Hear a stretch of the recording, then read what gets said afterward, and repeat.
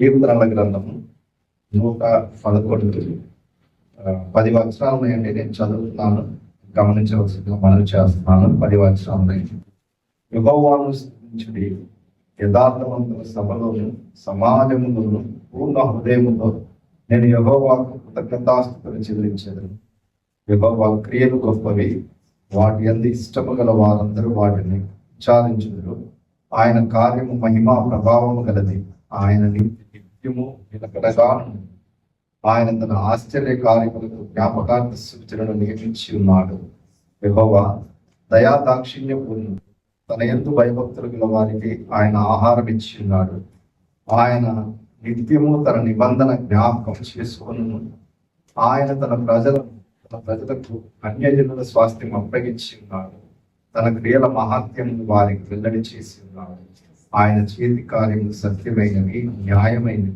ఆయన శాస్త్రములు నమ్మకమైనవి, అవి శాశ్వతముగా స్థాపించబడి ఉన్నవి. సత్యముతోను యథార్థతతోను అవి చేయబడి ఉన్నవి. ఆయన తన ప్రజలను విమోచనము కలుగజేయవాడు. తన నిబంధన ఆయన నిత్యము ఉండ నిర్ణయించేవాడు. ఆయన నామం పరిశుద్ధమైనది, పూజింపదగినది. యెహోవా యందలి భయము జ్ఞానమునకు మూలము. ఆయన శాస్త్రములను అనుసరించి వారందరూ మంచి వివేకము గలవారు. ఆయన నిత్యము స్తోత్రము కలుగుచున్నది. 10 వచనాలున్న ఈ 111వ కీర్తనల గ్రంథంలో 111వ అధ్యాయం 10 వచనాలున్న ఇది మనం గమనించినట్లయితే, మరి దేవుడు మనం కీర్తనల గ్రంథంలో అనేక సంగతులు మనం చూస్తాము.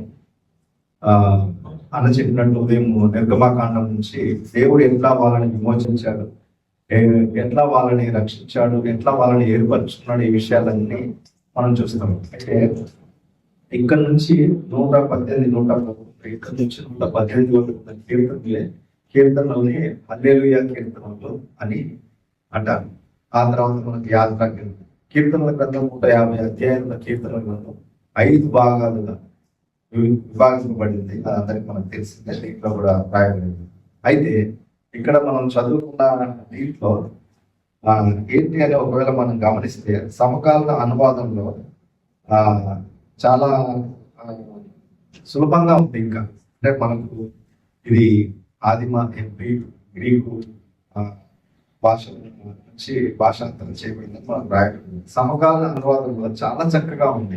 ఎక్కడ నేను స్థుతించాలి, ఎందుకు స్థుతించాలి అని అంటే, దేవుడు చేసిన గొప్ప అద్భుతాల కోసం ఆయన ప్రజల సమక్షంలో బహిరంగంగా నా హృదయపూర్వక కృతజ్ఞత తెలియజేయించున్నాను. ఎందుకు కృతజ్ఞత అని ఆలోచిస్తే, సమకాలీన అనువాదం ఇంకా మనకు తెలుగులో ఇంకా 4 అనువాదాలు ఉన్నాయి, 4 ట్రాన్స్లేషన్స్. అందులో నుంచి ఒకటి నేను చదువుతున్నాను. ఇప్పుడు ఆ కృతజ్ఞత వారందరూ నాతో కలిసి వాటిని ధ్యానించాలి. ఎందుకంటే ఆయన అద్భుతాలు, ఆయన ఘనత, మహత్తు, శాశ్వతమైన మంచితనాన్ని చాటుతున్నాయి. ఆయన చేసే అద్భుతాలను అంటే దయ మరియు కృపతో కూడిన కార్యాలను ఎవరు మరవగలరు. అదే మనం అదే చూస్తామచ్చు. అంటే ఎవరు నీ వంటి గొప్ప దేవుడు అంటే దాన్ని కొనసాగింపగానే మనకు ఇది మనం చూస్తున్నాం. ఇట్లా సమకాలీన అనువాదంలో చాలా చక్కగా ఉంది. అయితే ఎక్కడ అని అంటున్నప్పుడు, మంచి మనుషుల సమావేశం అయ్యే సమాజంలో ఉంది. ఎంత బాగుందంటే ఇది. ఎక్కడ స్థుతించాలి, ఎందుకు స్థుతించాలంటే మంచి మనుషులు. వాస్తవంగా మంచివారమైన మనం చాలా సమయానుకూలంగా ప్రవర్తించేవారము. సందర్భాన్ని బట్టి, అవసరాన్ని బట్టి మన మాటలు, మన యొక్క క్రియలు ఉంటాయి. మరి మారని దేవుడు, మార్పు లేని దేవుడు, శాశ్వతుడైన దేవుడు మనకిచ్చిన రక్షణలో అనుదినము మనం నిజంగా ఆయన్ని మనము ముఖాముఖిగా ఆయనతో మన సంబంధము, సహవాసం, ఆయనతో మన యొక్క ప్రార్థన ఉందంటారు. వాస్తవంగా ఆలోచిస్తే మనం ఎలాంటి పరిస్థితుల్లో మనం ఉన్నామంటే, దేవుని వాక్యం నిజంగా సత్యమైనది, అద్భుతమైనది. ఎందుకు అనంటే, లోకం ఎంత చెడ్డగా మారినా దేవునికి, ఆయన వాక్యానికి నమ్మకంగా మనం ఉండాలి. మనం ఎందుకు ఉండాలి అని ఒకవేళ మనం ఆలోచన చేస్తే, మనం పాపంతో, లోపాలతో పతనమైన ప్రపంచంలో మనము జీవిస్తాం. నిజమైన ఆనందాన్ని పొందడానికి దేవునికి విధేయత చూపడమే ఏకైక మార్గం. ఒకవేళ మనం దీన్ని 3 విభాగాలుగా చూస్తే, మొదటి నుంచి 4 వచనాలు గమనిస్తే, మొదటి నుంచి 4 వచనాలు 111 ప్రస్తుతాన్ని చూసుకోవచ్చు అంట. రెండవది 5 నుంచి 9 వచనాలను మనం చూస్తే, క్షమించండి, మొదటి నుంచి 4 వచనాలు గతాన్ని మనం జ్ఞాపకం చేసుకోవచ్చు. 5 నుంచి 9 వచనాలు ప్రస్తుతం ఉన్న స్థితిని మనం చూసుకోవచ్చు. తర్వాత భవిష్యత్తు 10వ వచనం చూసారండి, చాలా ఇంపార్టెంట్. ఇది మనకి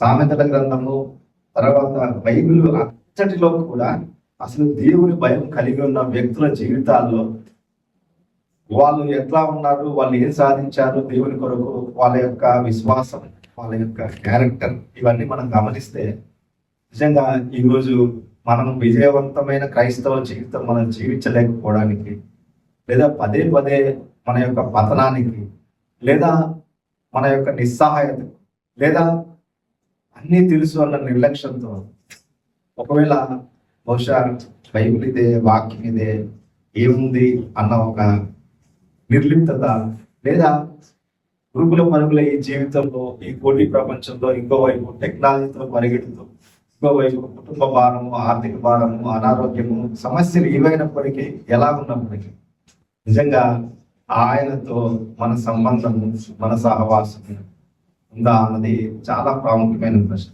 నేను చెప్తూ వచ్చాను, మనం ఎలాంటి ప్రపంచంలో ఉన్నామంటే, లోపాలతో నిండిన ప్రపంచంలో, పతనమైన ప్రపంచంలో, ఎవరిని నమ్మలేని పరిస్థితుల్లో, మనని ఎవరు ఆదుకోరు, మనతో ఎవరు ఉండరు అన్న ప్రపంచంలో మనం నేడు జీవిస్తున్నాం.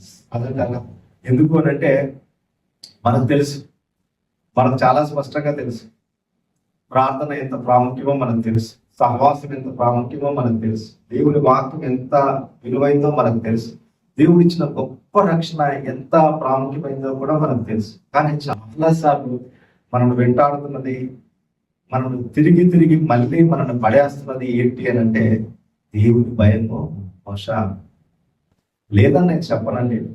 దేవుని భయం ఉంది, దేవుని భయం ఉంది కాబట్టే మనం ఈ రీతిగా కలిసి ఈ ఉదయం మనం దేవుని స్తుతించి ఆరాధించగలుగుతున్నాము. మనం దేవుని కొరకు మనం ఆశతో వచ్చి ఉన్నాం. ఎందుకు అని అంటే, ఆయన సన్నిధిని మనం అనుభవించడానికి వచ్చాం. ఇక్కడికి ఎందుకు వచ్చామంటే, మనం ఆయన సన్నిధిని మనం అనుభవించడానికి వచ్చాం. ఒకప్పుడు మనం గమనిస్తే అంటే గతాన్ని ఒకవేళ చూసుకుంటే, దేవుని ఎందుకు స్తుతించాలి అని అంటే, ఇది చూసినప్పుడు నాకు చాలా సంతోషం. ఎందుకనంటే చాలా చక్కగా స్టాండర్డ్ సెటప్. మరి అప్పుడు బాగాలేదంటే బాగుంది, ఇప్పుడు ఎందుకు బాగుంది అంటే కంఫర్ట్ కొంచెం ఎక్కువైంది కాదంట. చక్కగా ఏసీ వచ్చింది. సహోదరులు మరి వాళ్ళ దీనికోసం ఎంతో ప్రయాసపడ్డారు. తర్వాత వాళ్ళు ఎంతో చేస్తున్నారు. అది మనము కాదనలేదు, ఎందుకంటే అది మనకు కంటికి కనబడుతుంది. బహుశా ఇది ఎవరి దీని వెనుక ఉద్దేశాలు మనం గమనిద్దాం ఒకసారి. ఎందుకు చెప్తాను ఈ సంగతి అంటే, మొదటి వచనంలో మనం చూస్తూ వచ్చాం కదా, రెండవ వచనంలో కూడా మనం చూస్తూ వచ్చాం కదా, యెహోవా క్రియలు గొప్పవి, వాటి యందు ఇష్టం గల వారందరూ వాటిని విచారించు.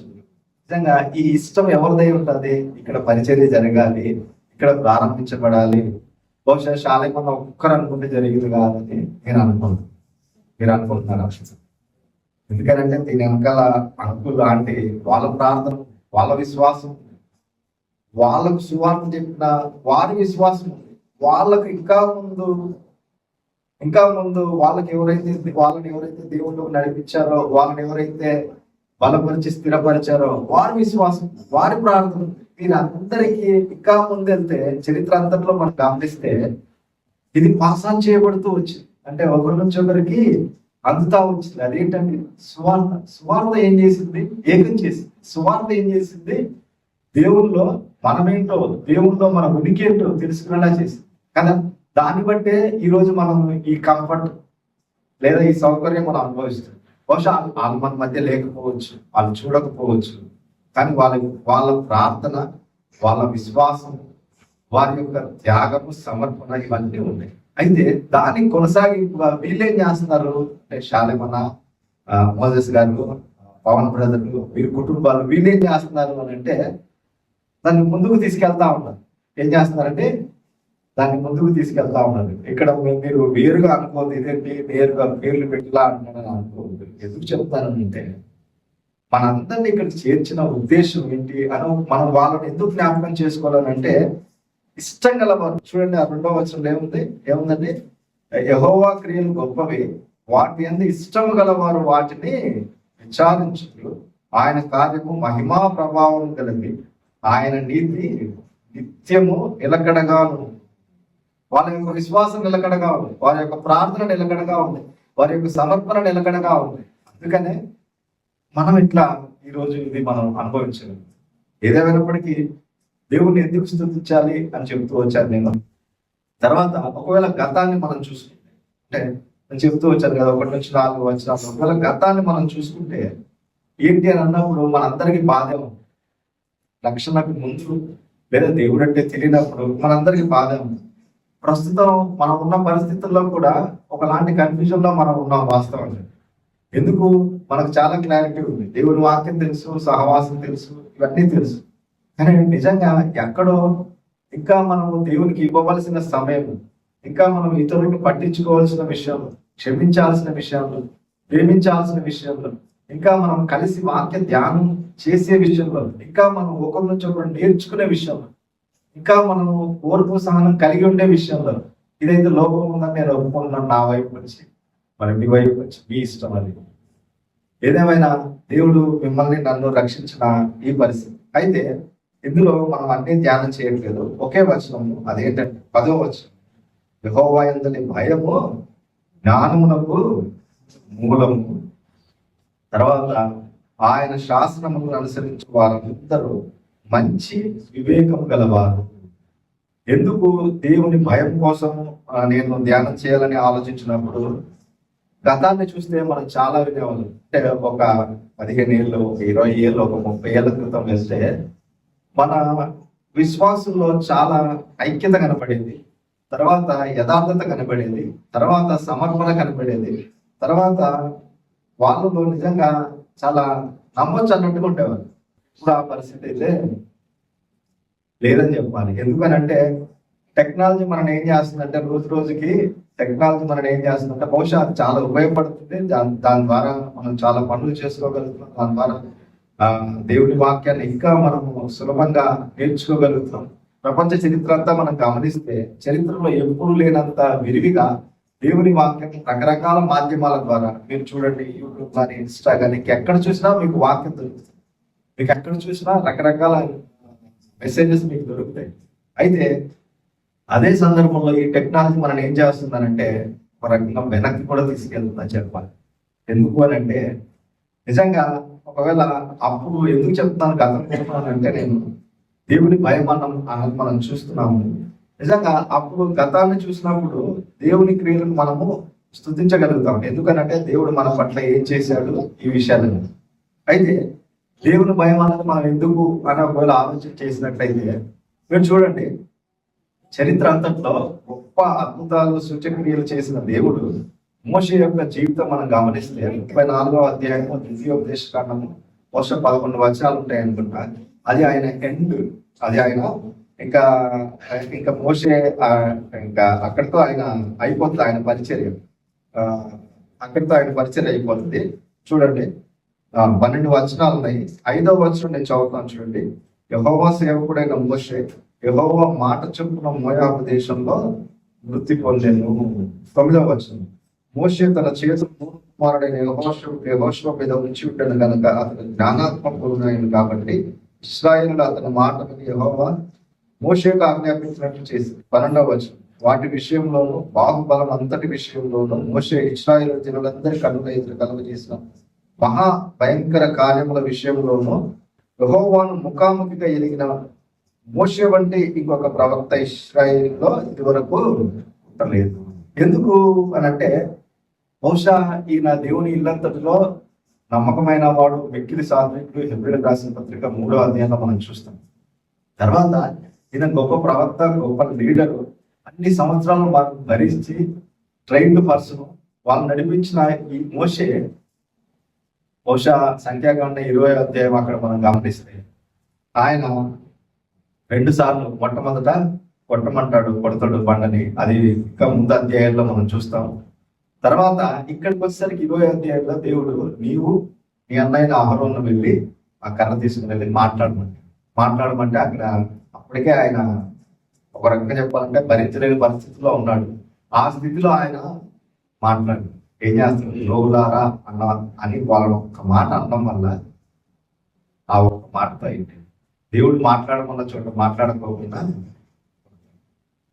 ఇది ఎంత నేను ఆలోచిస్తే నాకు అనిపిస్తుంది, అదేంటి మరి మోషే ఒకసారి క్షమాపణ అడగవచ్చు కదా, ఈయనే కదా వీళ్ళందరినీ నడిపించింది, ఇంత చేసింది ఈయనే కదా అని అంటే చూడండి 34వ అధ్యాయం ద్వితీయోపదేశకాండంలో ఆ పైన దేవుడు అక్కడ తీసుకొచ్చి అక్కడ నిల్చోబెట్టి ఎక్కడ అంటే నేబో పర్వతం ఆ శిఖరంలో నిల్చోబెట్టి చూడమంటాడు. అంతే,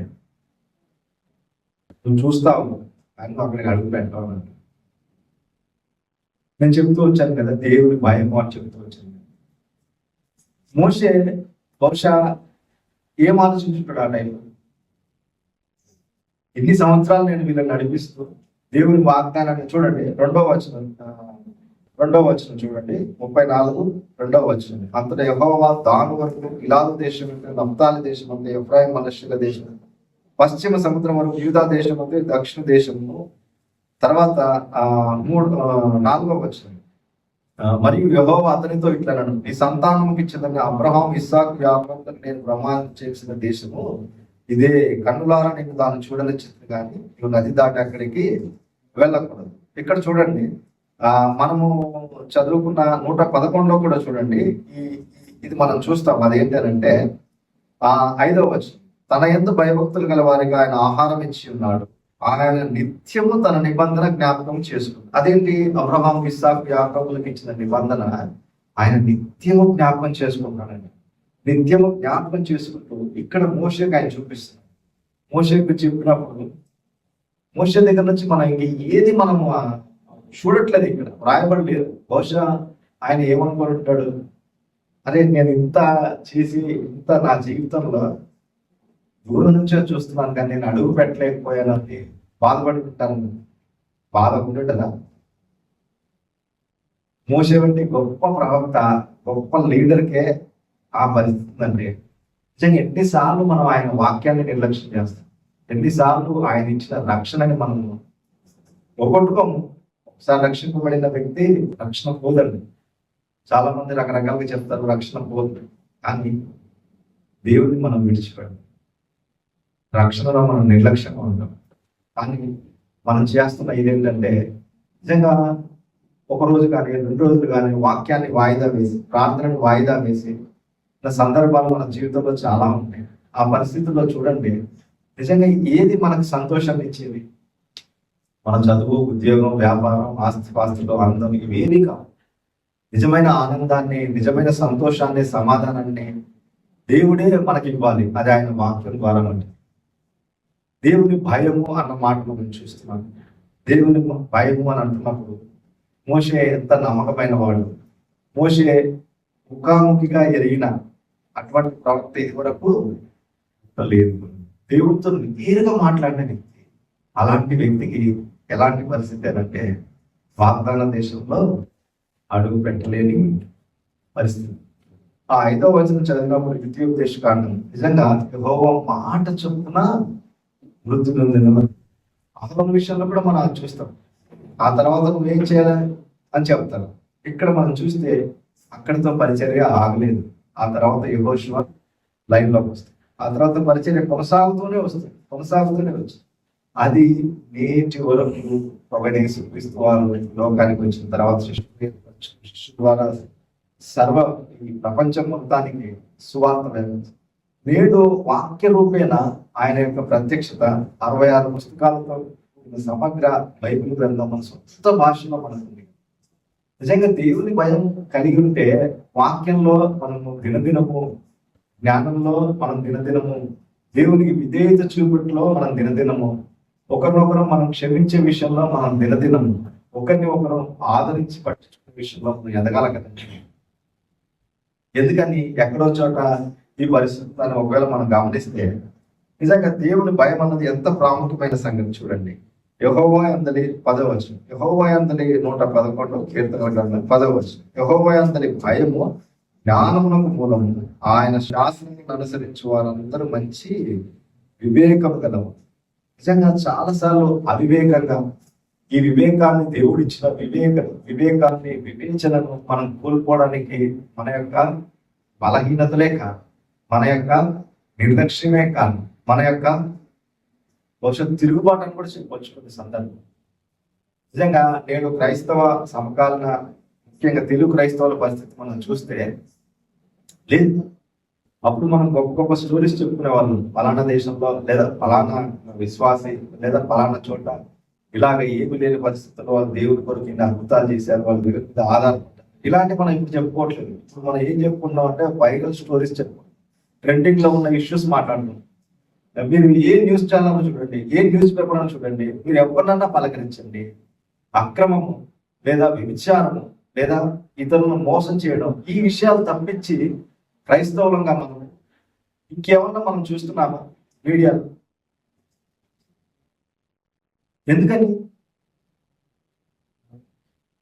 ఎందుకని మనము లేదు ఒక అద్భుతం పోల్చుకున్నప్పుడు ఈ పరిస్థితి అని అంటే బహుశా దేవుడి భయం లేకపోవడం, మనకు దేవుడి భయం అనేది తగ్గిపోతుంది. వాస్తవంగా దేవుని భయం ఉంది, మనకు పూర్తిగా లేదని నేను చెప్పట్లేదు. అయితే దేవుని భయం మనం ఏం చేస్తుంది, మనకు మనంగా కావాలని ఉద్దేశపూర్వకంగా తప్పులు చేసే పరిస్థితి నుంచి తప్పిస్తుంది. దేవుని భయం మనం ఏం చేస్తుందంటే నిజంగా అన్నిటికీ మూలం అది. వాస్తవం దేవుని భయం అనేది అన్నిటికీ మూలం. ఈ దేవుని భయం ఉంటేనే మన యొక్క విశ్వాస జీవితంలో వాస్తవంగా మనము సక్సెస్ఫుల్గా మనం ముందుకు వెళ్తాం. నేను గత నెలలో సెమినార్కి వెళ్ళాను. సెమినార్కి వెళ్తే ఆయన ఏం చెప్తున్నారంటే దేవుడు ఏం చేశాడు అనేవాళ్ళు ఉంటారు, దేవుడు ఏం చేశాడు అనేవాళ్ళు ఉంటారు. అది కాదు, అసలు దేవుడు ఏం చేశాడో ఏ రోజు కాదు మీరు రాయండి అంటారు. ఏమంటున్నారండి, మీరు రాయండి అంటారు. చాలాసార్లు మనం మర్చిపోతాం. అంటే ఈ పరిచర్య ఈ రీతిగా ఎవరు ఊహించుండరు. ఇదైతే అనుకోని ఒకవేళ చేసిన బహుశా కొంతవరకు అయి ఉండొచ్చు, కానీ ఇది కంప్లీట్గా దేవుడు నడిపిస్తున్నాడు, దేవుడు ఏర్పాటు చేస్తున్నాడు అని నేను నమ్మి చెప్పేది ఏంటంటే దీని వెనుక ఉద్దేశం ఒకసారి ఆలోచిద్దాం మళ్ళీ. అదేంటి అని అంటే బహుశా వాళ్ళ పేర్లు తెలియదు నాకు, ఏం పేరన్నా లాజర్ గారు, లలితమ్మ, వాళ్ళ యొక్క విశ్వాసం, వాళ్ళ యొక్క సమర్పణ, వాళ్ళ యొక్క ప్రార్థన ఎప్పుడైనా జ్ఞాపకం చేస్తున్నారా? మనం జ్ఞాపకం చేసుకో. దేవుడు చేసిన క్రియలు ఏంటి అని అంటే అది నిబంధన జనాంగం మనకు తెలుసు, బైబిల్ చరిత్ర అంతట్లో. మరి మన తరంలో మనకు వెనక వారి యొక్క ఇది మనం జ్ఞాపకం చేసుకున్నప్పుడు బహుశా వాళ్ళు లేరు మన మధ్యలో, వాళ్ళు చూడలేరు. కానీ వాళ్ళని ఏది ప్రేరేపించుంటది, వాళ్ళని ఏం నడిపించుంటది, వాళ్ళలో ఆశ పుట్టించింది ఏమై ఉంటుంది కదా. అదే ఆశ, అదే స్వార్థ భారం మనం ముందుకు కొనసాగిస్తున్నాం అన్నది ప్రశ్న. అయితే చూడండి, ఇక్కడ వారికి ఆహారం ఇచ్చి ఉన్నాడు అన్నది 5వ వచనం మనం చూసింది. ఆహారం అని అంటున్నప్పుడు వారికి ఆహారం ఇచ్చాడు అని అంటున్నప్పుడు బహుశా వాళ్ళకి 40 ఏళ్ళు ఇంకా ఎక్కువ కూడా వాళ్ళకి అరణ్యంలో దేవుడు మన్నాని ఇస్తూ వచ్చాడు. ఆ తర్వాత 5వ అధ్యాయం యెహోషువ గ్రంథం బహుశా 12వ వచనం అనుకుంటా. అక్కడికి వచ్చిన తర్వాత అది ఆగిపోతుంది. ఈ దేశం పంటను వారు తిన్నారు అను. ఈ రోజు మనకేంటి దేవుడు ఇచ్చేది అని అంటే నిజంగా ఆహారానికి మనకి ఏమైనా కొదవ ఉందండి? బట్టలకి ఏమైనా కొదవ ఉందా? ఉండడానికి ఏమైనా కొదవ ఉందా? దేనికి కొదవ ఉంది మనకి? వాస్తవంగా ఒక రకంగా చెప్పాలంటే దేనికి కొదవ లేదనే చెప్పాలి, సమృద్ధి ఎక్కువైందనే చెప్పాలి. కానీ ఈ సమృద్ధిలో మనం దేవుని భయాన్ని, దేవుని వాక్యాన్ని, దేవుని సహవాసాన్ని, దేవుడు నిన్ను నన్ను రక్షించిన ఈ స్థితిని నిజంగా మర్చిపోతున్నాం చాలాసార్లు. నేను 3 విభాగాలు అని చెప్తున్నాను కదండి, గతము, ప్రస్తుతము, భవిష్యత్తు. గతము, ప్రస్తుతం, భవిష్యత్తు. భవిష్యత్తు మీద దేవుని వాక్యం మనకిచ్చిన వాగ్దానం ఏంటి అని అంటే చూడండి, 1 యోహాను పత్రిక 2వ అధ్యాయము 1 యోహాను పత్రిక 2వ అధ్యాయము 25వ వచనం నేను చదువుతున్నాను చూడండి. నిత్య జీవము అనుగ్రహించినదే, నిత్య జీవము అనుగ్రహించు ననున్నదే ఆయన తానే మనకు చేసిన వాగ్దానం. దేవుడు మనకిస్తున్న వాగ్దానము, నిన్ను నన్ను రక్షించింది, అది రక్షణ ఉచితమే. ఆయన ఇచ్చిన గొప్ప వాగ్దానం ఏంటంటే నిత్య జీవం. సదా ఆయనతో మనము ఉంటాము. ఒకవేళ ఈ విశ్వాసము కలిగి, ఒకవేళ ఈ నిరీక్షణ కలిగి, ఒకవేళ ఈ నిశ్చేత అంటే రక్షణ యొక్క నిశ్చేత కలిగి మటుకే మనం ఇంకా విశ్వాసంలో కొనసాగుతుంది. అంతకు మించి వేరే ఏమి లేదని చెప్పాలి. వాస్తవం దేవుడు నిత్య జీవం, ఆ నిత్య జీవం కొరకే కదా మనం. అయితే ఈ లోకంలో ఇంకా మనం ఉనికి కలిగి చెల్లిస్తూ మరి సజీవంగా ఉన్నామని అన్నప్పుడు ఆయన పట్ల మన కృతజ్ఞత, ఆయన పట్ల మన యొక్క ఆరాధన, ఆయన క్రియలను మనం వర్ణించే పరిస్థితి, ఆయనను నిత్యము తన నిబంధన ఆయన జ్ఞాపకం చేసుకోవడం అన్న వచనం మనం చూసాం. 5వ వచనం 2వ లైన్లో. నిజంగా ఆయన భయము నిత్యము కలిగి ఆయన యొక్క సంరక్షణలో, ఆయన యొక్క పోషణలో, ఆయన ఇచ్చిన వాక్యాన్ని మనం ఎంత హెచ్చిస్తున్నాము, మన బ్రతుకుల్లో మనము అనుభవించుకొని అర్థం చేసుకొని నిజంగా విశ్వాసంగా కొనసాగుతున్నామా అన్నది ప్రశ్న. 3 సంగతులు అని చెప్పాను కదండి. బహుశా సమయాన్ని బట్టి తీయక్కర్లేదు, నేను చెప్తున్నాను. ఆ సృష్టి ఆయన శక్తిని చాటుతుంది. అది కీర్తన గ్రంథం 19:1 మనం చూస్తాం.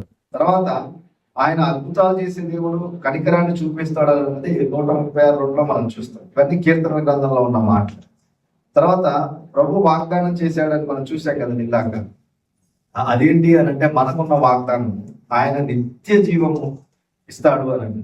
తర్వాత ఆయన ఎవరితో అయితే నిబంధన చేసుకున్నాడో వారిని దేవుడు సంరక్షిస్తాడంట.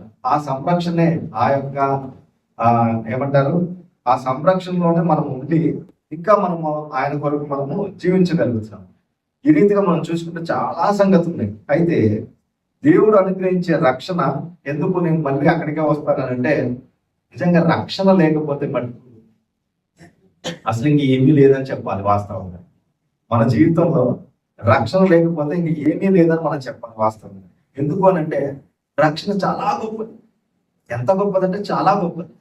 రక్షింపబడని వ్యక్తులను మీరు గమనించండి. మా కుటుంబంలో చాలా మంది ఉన్నారు. అసలు ఎప్పుడో కన్ఫ్యూజన్, ఎప్పుడు గొడవలే, ఎప్పుడు సమస్యలే, ఎప్పుడు అన్నీ ఉన్నా ఏమీ లేదన్న ఏడు. ఒక స్టోరీ చెప్తా. ఒక రాజు ఉన్నాడు ఒక ఊళ్ళో. ఆ రాజు బాగా ధనవంతుడు, అన్నీ ఉన్నాయి. రాజు అంటేనే మనకు తెలుసు ఆ సకల భోగాలు అన్ని అనుభవిస్తున్నాయి. ఆయన దగ్గర పనిచేసే ఒక సైనికుడు ఉన్నాడు. అంటే ఆయన దగ్గర పనిచేసే ఒక అతను ఉంటాడు. ఆయన నిరుపేద. అయితే రాజు దగ్గర పనిచేస్తున్నప్పుడు రోజు రాజుగారి దగ్గరికి వెళ్ళినప్పుడు రాజుగారు విసుక్కునేవాడు. అరే ఆ పని అయిందా, ఈ పని అయిందా, ఏంట్రా అని, అది ఎలా అవుతుంది, ఇది ఎలా అవుతుందని విసుక్కుంటాము. ఈయనేమో ప్రతి పని నమ్మకంగా చేస్తూ ప్రతిదానికి దేవునికి ఏం చేస్తున్నాడంటే 104 స్తుతులు చెల్లిస్తాము. ఆయనకు రోజు అనిపించింది, నువ్వేం మనిషిరా బాబు, అసలు నా దగ్గర పనిచేసేవాడు నీకు ఏముందని, నువ్వు ఎప్పుడు సంతోషంగా ఉంటున్నావు, ఏంటి అసలు కారణం, నువ్వు దేవుడికి వందనాలు చెప్తున్నావు, దేవుడిని సృష్టిస్తున్నావు ఏంటి అని అంటే, ఆయన చెప్పాడు, అయ్యా చూడు, ఈ సృష్టిని చూడు, ఇదంతా చూడు, ఈ గాలి పీల్చుతున్న గాలి ఇదంతా చూడు, దేవుడు నన్ను రక్షించాడు, దేవుడు ఇచ్చిన రక్షణ ఇది, దేవుడు నాకు ఈ నమ్మకం నిరీక్షణ ఉందని చెప్తున్నప్పుడు రాజు కంటే ఉన్న వ్యక్తి, రాజులో అసహనం, అశాంతి, నెమ్మది లేని పరిస్థితి ఇవన్నీ చూసి ఏమీ లేదు వాళ్ళ దగ్గర నుంచి రాజు చాలా సంగతులు నేర్చుకుని ఆశ్చర్యపోయింది. అట్లాగా ఈ లోకంలో మనకి ఎన్నున్నా ఏమున్నా రక్షణకి ఏది సాటి కానే కాదు. రక్షణతో దేన్ని మనం అయితే ఇది ప్రభు యేసుక్రీస్తు వారు నిజంగా వాస్తవంగా ఈ మనం చదువుకున్న దీంట్లోనే ఉంది కదండి. ఏంటి చూడండి, ఆయన 7వ వచనం, ఆయన చేతి కార్యములు సత్యమైనవి, న్యాయమైనవి, ఆయన శాసనములన్నీ నమ్మకమైనవి, అవి శాశ్వతముగా స్థాపింపబడి ఉన్నవి. తర్వాత 9వ వచనం, ఆయన తన ప్రజలకు విమోచనము కలుగజేయవాడు, తన నిబంధన ఆయన నిత్యముగా ఉండ నిర్ణయించేవాడు. ఆయన తన ప్రజలకు విమోచనము కలుగజేయడు. ఈ విమోచన అనేది ఉచితం కాదండి, వాస్తవంగా ధర చెల్లించాను. వాస్తవంగా నిన్ను నన్ను విమోచించడం కొరకు ప్రభువైన యేసుక్రీస్తు వారు ఆయన రక్తాన్ని ఎంతగా ఆయన దారపోసారు, ఆయన ప్రాణం పెట్టారు అని అంటే దాన్ని ఎంతో మనం దాన్ని అసలు పోల్చలేము. అది వెలకట్టలేనిది, అది వర్ణించలేనిది. వాస్తవంగా మన ఊహకందదు. మన యొక్క మానవ ఈ జీవితం, ఈ మేధస్సు అనేది ఎంత మాత్రం సరిపోదు. అంత గొప్ప రక్షణ దేవుడు నీకు నాకు ఉచితంగా ఇచ్చింది. దీని కొరకు మనం ఏమైనా చేసావా? మన క్రియలు కానీ, మన యొక్క ఎఫర్ట్, అంటే మనం చేయవలసింది ఏదైనా ఉందా? ఏది లేదు. అయితే ఆయన నిన్ను నన్ను రక్షించాడు ఉచితంగా. అయితే నీలో నాలో ఆ విశ్వాసాన్ని కూడా ఇచ్చింది ఆయన. ఒకవేళ నన్ను నేను చూసుకున్నప్పుడు నా మీద నాకు చాలా సార్లు ప్రతిరోజు అసహ్యం కలుగుతుంది వాస్తవంగా. ఎందుకనంటే ఇంత పరిమాణం నేను దేవుడు నన్ను రక్షించాడని నేను వాస్తవంగా ప్రతిరోజు దేవుడికి ఎందుకు కృతజ్ఞత చెప్తా అంటే, అయ్యా ఈ రక్షణే లేకపోతే నిజంగా వాస్తవంగా నా స్థితి ఏమయ్యేదో. అంటే నాతో పాటు వాళ్ళు చాలా మంది ఈ లోకంలో లేరు. తాగి విపరీతంగా చచ్చిపోయారు. మంచి పొజిషన్లో ఉన్నారు స్టేట్స్లో. పనికిమాల పనులు చేసి జీవితాన్ని పాడు చేసుకుని వాళ్ళకు నాకు తేడా ఏంటి? ఒకవేళ బహుశా రక్షణ లేని వారికి రక్షింపబడిన మనకు తేడా ఏంటి అని ఎప్పుడన్నా మీరు ఆలోచించారు? దేవుని యొక్క రక్షణ ఎంత గొప్పది కదా. రక్షింపబడిన నీవు నేను మరి వాస్తవంగా ఆయన ఆశిస్తున్నట్టు ఆయన కొరకు మనం జీవిస్తున్నామా? మళ్ళీ నేను మొట్టమొదట చెప్పాను ఏంటి అని అంటే, దేవుని వాక్యము సత్యమైనది, అద్భుతమైనది.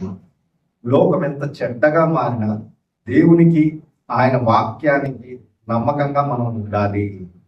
రెండవదిగా, పాపంతో లోపాలతో పతనమైన ఈ ప్రపంచంలో మనం జీవిస్తున్నాము. మరి నిజమైన ఆనందాన్ని, సంతోషాన్ని పొందడానికి మనకున్న ఏకైక మార్గం ఏదైనా ఉంది అని అంటే అది దేవునికి దేవులుగా ఉంటేనే. కాబట్టి ఎందుకు నేను మళ్ళీ ఇంకొకసారి గుర్తు చేస్తున్నానంటే, నిజంగా దేవుని క్రియలు లేదా ఆయన కార్యాలు అని అంటున్నప్పుడు బహుశా దీన్ని ఇలాగా పరిచయం ఇక్కడ జరగాలని వాళ్ళని మనం మరి ఒకసారి మనం జ్ఞాపకం చేసుకుంటాం. లలితమ్మ కానీ, మరి లాజర్ కానీ, లేదా ఇంకా వాళ్ళకు స్వార్థ చెప్పి వాళ్ళను దేవుళ్ళకు నడిపించిన అంతకు ముందు ఇంకా ఎవరని మనం వాళ్ళని జ్ఞాపకం చేస్తాం.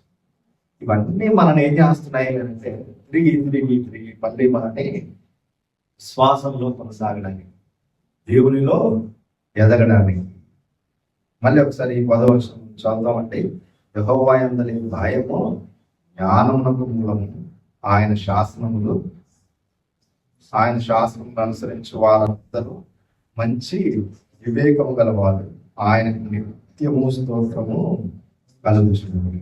మన యొక్క జీవితంలో మరి దేవుని భయం మనం కలిగి అనుదిన మన విశ్వాస యాత్ర జీవితంలో ఈ పరిచర్య పట్ల మనం ముందున్న మన పిల్లలు వాళ్ళు మనకు అందించిన సువార్తను మనం కొనసాగించే విషయం, దేవుని భయము మనం కలిగి మన విశ్వాస యాత్ర జీవితంలో ముందుకు కొనసాగుతుంది. మీ అందరికీ